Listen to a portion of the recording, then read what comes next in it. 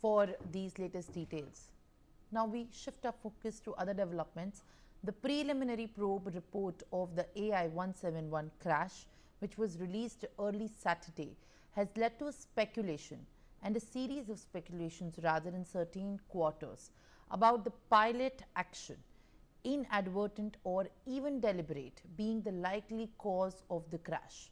The 15-page long report from the Aircraft Accident Investigation Bureau, the AAIB, has zeroed in on most probable primary cause of the accident, the engines being starved of the fuel with the transitioning of the fuel control switches from run to cutoff position within a second of each other moments after liftoff, which has raised several questions that are left unanswered. Now, to give us a perspective of the Air India 171 crash preliminary reports, aviation expert Harsh Vardhan is joining us right now. Appreciate you joining me live on this time, sir, on the broadcast. Thank you very much for speaking to us. And now, if we speak about the kind of discussions and how many of the questions that are coming up in the view of the report that has just come and raising objections as well, I want to first up ask from you is what is your assessment of the cause of the disaster? After having read the preliminary report, also essentially what were your first thoughts after you went through the 15-page long report?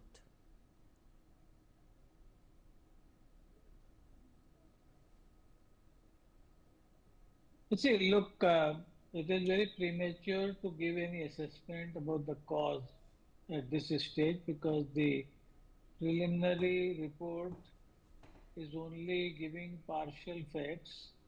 It's more of a status report of what they have noted or what they have found out so far. The report gives some answers and leaves a lot more questions. The first of all, at least a few things are clear that there is no sabotage, weather was not a contributory factor.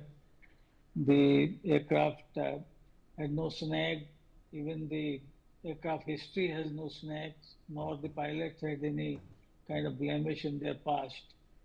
The aircraft took off properly. The thrust when it was airborne was proper as per the requirement. So these are the few factors. As per the report, the focus is now restricted only to 2 points. One is the conduct of the pilots, and other is the behavior of the engine in 10 to 12 seconds about of their fuel switches for the Boeing and double engine failure. But that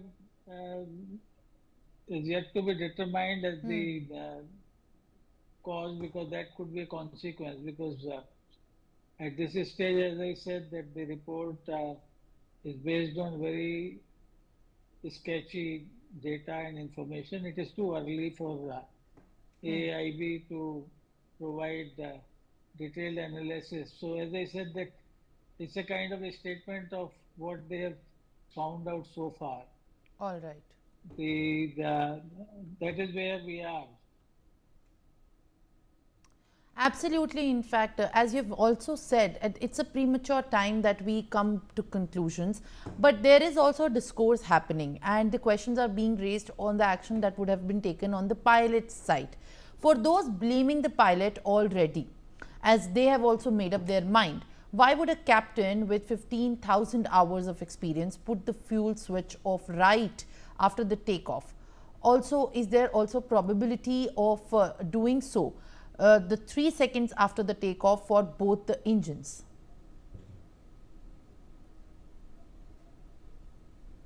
You see, look, to be frank, if you really read the report does not cause any insinuation on pilots.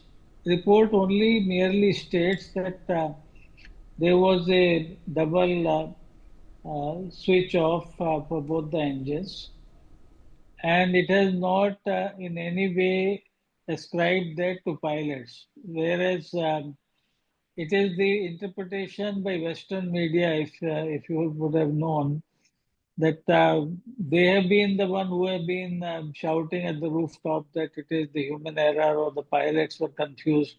In fact, if you really look at the report and the two, three statements they made about the pilots, where a captain or co-pilot asks each other whether they switched off the fuel control switch, the answer was negative.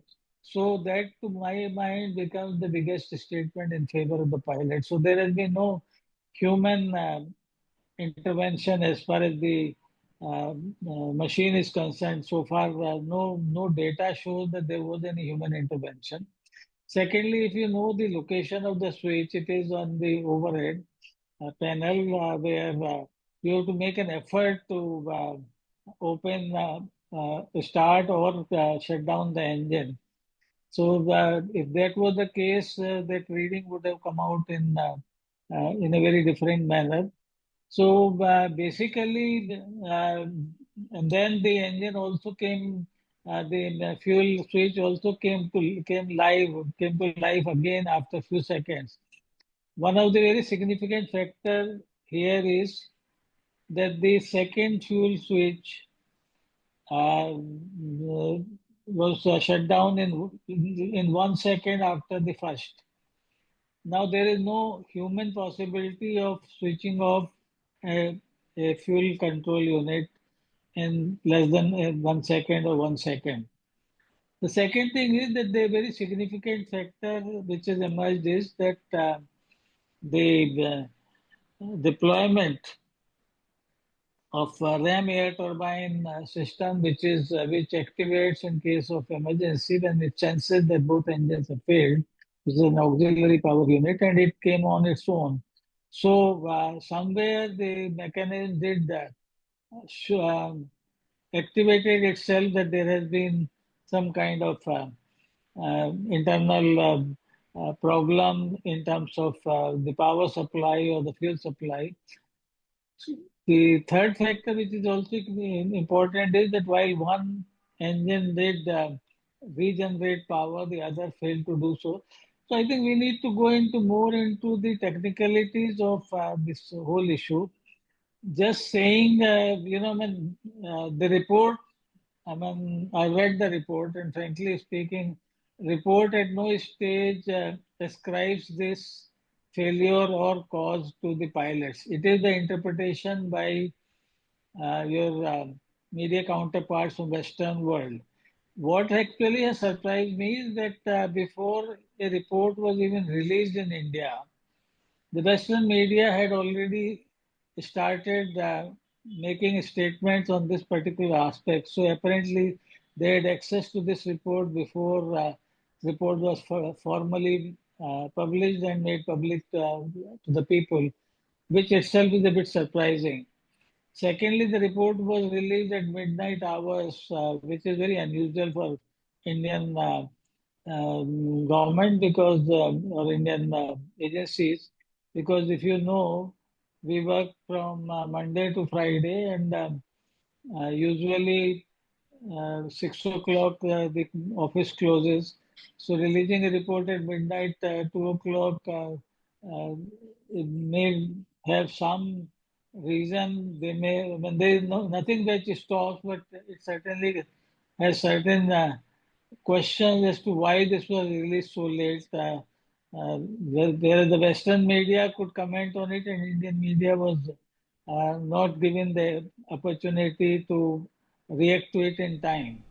Absolutely. In fact, Mr. Vardhan, as you have rightly pointed out on the fact that Western media has been playing their agenda into this report, making it all one-sided and biased kind of an idea about the crash, which wasn't even about a case that the investigation had been completed fully. But there is also another question in regards to what you are also mentioning is about that does the fact that the FAA has raised issue against the fuel switch in the year 2018, has that showed that there could be a technical issue which was flagged earlier but ignored for the longest time? You see, look, when every year, there are hundreds of service bulletins which are issued. Some of them are mandatory, some of them are recommendatory. Now, 2018 service bulletin, which was recommendatory, was not of very serious nature, and it was not followed up by FAA itself. And between 2018 to 2025, there have been millions of flights, not only by Air India, but by all over the operators. Because if you know, this switch has commonality with 737 also. So the basic thing is that let's not go into it and post this situation even after this report has been published. Just few days ago, FAA and Boeing, both of them have again reiterated that there is nothing wrong with the fuel system. So I don't think that can be in any way attributed to the cause. And principally, with my own experience in a lot of these crashes, I do believe that what looks at surface does not come out to be the final outcome.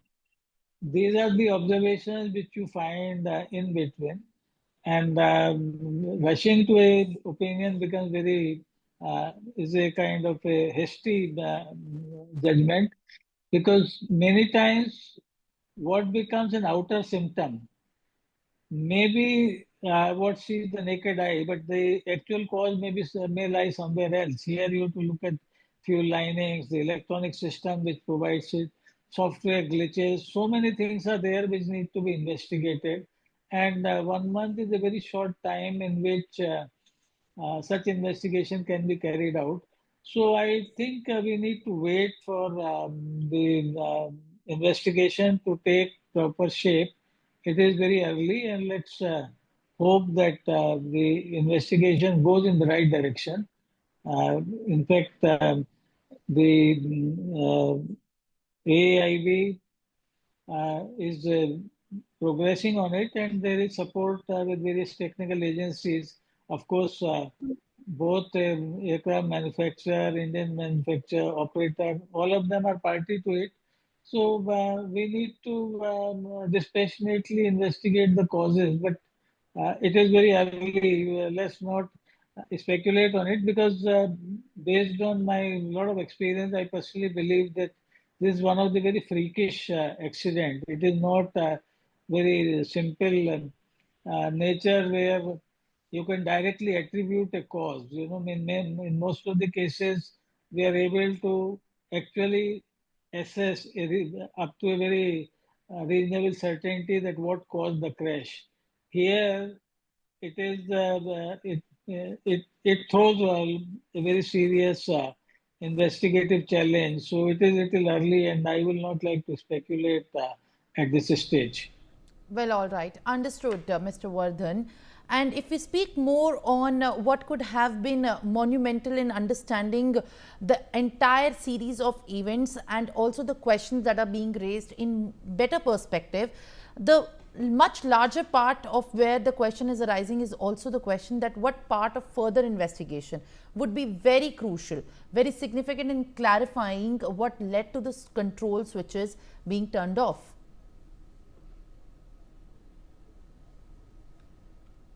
As I said, that you have to look at all those aspects. Firstly, the fuel supply line, electronic system, the software that operates it. So these are the areas. When luckily we have very good electronic monitoring system now. We should be able to pinpoint where the fault lies. But I think it still needs to scan through a lot of data and a lot of situation here. So it is little early, and incidentally, the pilots who are feeling agitated, they themselves will also be a party to this investigation. So if they have any point of view, I'm sure that would also be taken into account. All right. In fact, on that note, let me also further take this discussion forward in the direction with the question that do you think there is a way of ensuring something like this does not happen ever again? That's a very, very tragic incident, claiming the lives of over 260 people, causing a lot of massive losses, and so many people being impacted emotionally and mentally. So that's a big question if we think and have an expectation for the future, that it does not happen, that the fuel engine switches don't go off at such low altitudes.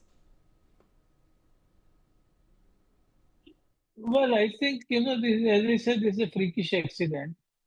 And while aviation is a very fail-safe mechanism and there are multiple standbys, in fact, even in this case, if the pilot was able to have a little higher altitude and something like this happened, he would have been able to manage it.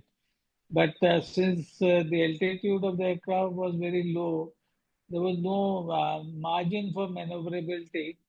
I'm sure with the all the agencies, whether it is the aircraft manufacturers, whether it is operators, whether it is engine, whether it is the regulatory agencies like FAA, EASA, etc., all of them are monitoring the situation and also trying to find intermediate solutions by which some more service bulletins can be introduced and to ensure that something like this does not happen. In fact, in my experience, this is the first time any such incident has happened with the fuel switch anywhere in the world.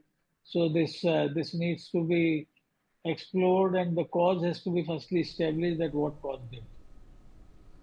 All right, Mr. Vardhan, thank you very much, sir, for being with us live on the broadcast and sharing your insights and putting this in perspective over what the report entails. All right, viewers, now it's time to shift our focus